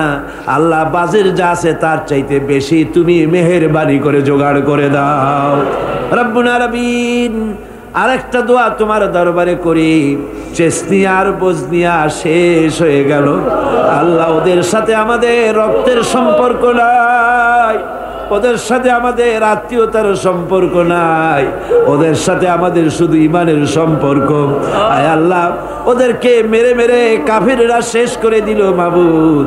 বজনিয়ার চেসনিয়ায় আর একবার তুমি তোমার রহমতের ফেরেশতা পাঠায় দিয়া সাহায্য করো আল্লাহ। কাশ্মীরের মুসলমানদের উপর আরেকবার সাহায্য করো রব্বুল আলামিন। এই মাহফিল আল্লাহ, যত মানুষ আসে আল্লাহ বড় আশা নিয়ে আসে কোরআনের মাহফিলে। অনেকের রোগ ব্যাধি আছে, তাদের ধারণা কোরআনের মাহফিলে দোয়া কবুল হয়। আল্লাহ তুমি দয়া করে এই ধারণা তুমি মঞ্জুর করে নাও। যার যত রোগ আছে, বালাই আছে, ব্যাধি আছে, আল্লাহ সকলকে মাফ করে দাও রব্বুল আলামিন। প্রতিদিন হাজার হাজার মা বোনেরা নিজের ঘরের কাজকে ফেলে রেখে কষ্ট করে কোরআনের মাহফিলে হাজির হয়ে যায়। আল্লাহ মা বোনদের জিন্দিগির গুনাহ খাতা মাফ করে দিও আল্লাহ। মা বোনদেরকেও হযরত আয়েশা, ফাতেমা, খাদিজার মতো বানাইয়া দিও রব্বুল আলামিন। এই মাহফিলে আমাদেরকে তুমি কবুল করে নিও আল্লাহ। কোরআনের কথা, ইমানের কথা, তোমার ব্যাপারে যা বললাম এই কথাগুলি আমাকে আর শ্রোতাদেরকে আমল করার তৌফিক দিয়ে দিও রব্বুল আলামিন। এই মাহফিল আর 2 দিন আছে আল্লাহ, বাকি 2 দিন তোমার কুদরতি নিজাম দিয়ে এটারে চালাইয়া দিও।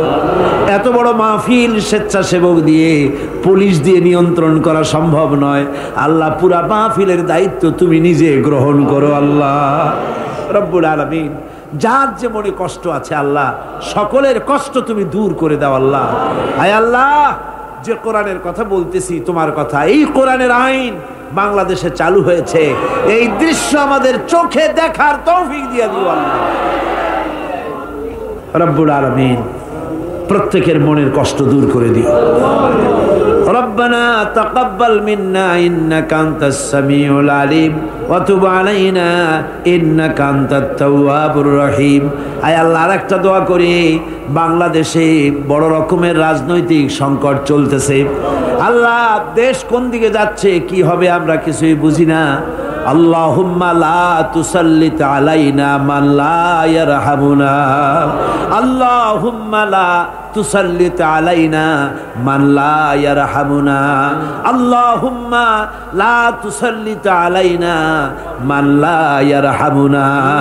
আয় আল্লাহ, এই জমিনের মানুষদেরকে আল্লাহ তোমার হাবিবের পৃথিবীর দ্বিতীয় বৃহত্তম মুসলমানের দেশ আল্লাহ, দেশটাকে ষড়যন্ত্রের হাত থেকে বাঁচাইয়া দাও। সুবহান রাব্বিকা রাব্বিল ইজ্জাতি আম্মা ইয়াসিফুন ওয়া সালামুন আলাল মুরসালিন আলহামদুলিল্লাহি রাব্বিল আলামিন। ওয়াজআল আখিরা কালিমাতিনা ইনদাল মাউত লা ইলাহা ইল্লাল্লাহু মুহাম্মাদুর রাসূলুল্লাহ। আসসালামু আলাইকুম ওয়া রাহমাতুল্লাহ।